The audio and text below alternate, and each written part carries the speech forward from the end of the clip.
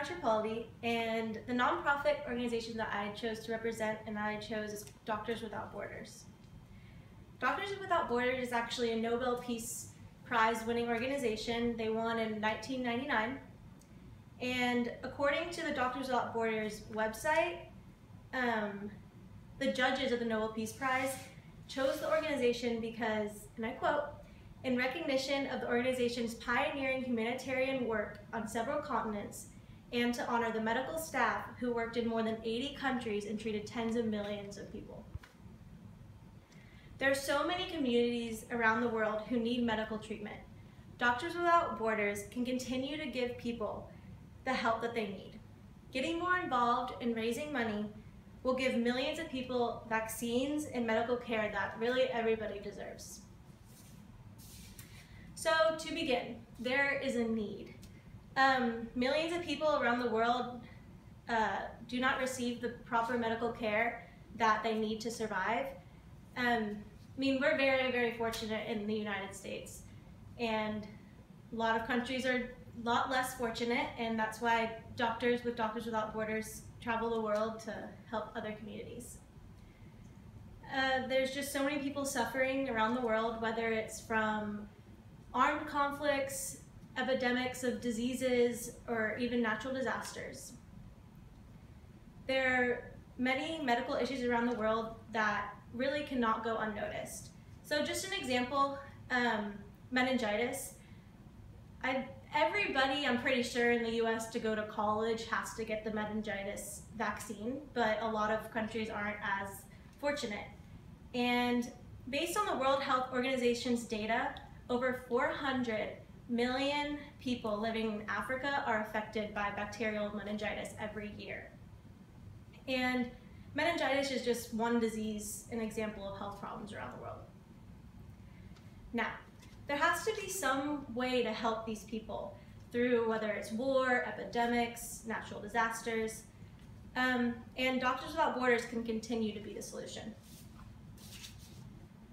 Let's go back to the example of the medical issue of meningitis. So Doctors Without Borders has vaccinated over 75,000 people whenever there was a meningitis outbreak about 2 years ago in 2014.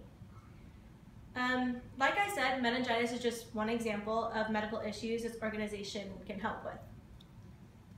Natural disasters are another reason why doctors from this organization go aid to other countries. For example, Nepal was hit with a devastating earthquake in 2015.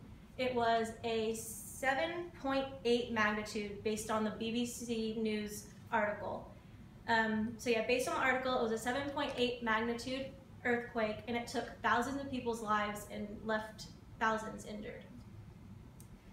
So as you can see, this organization is extremely valuable to the populations of people around the world.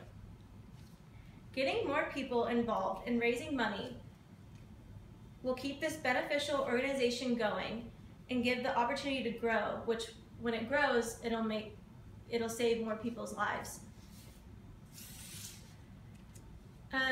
Doctors Without Borders needs as much support as possible.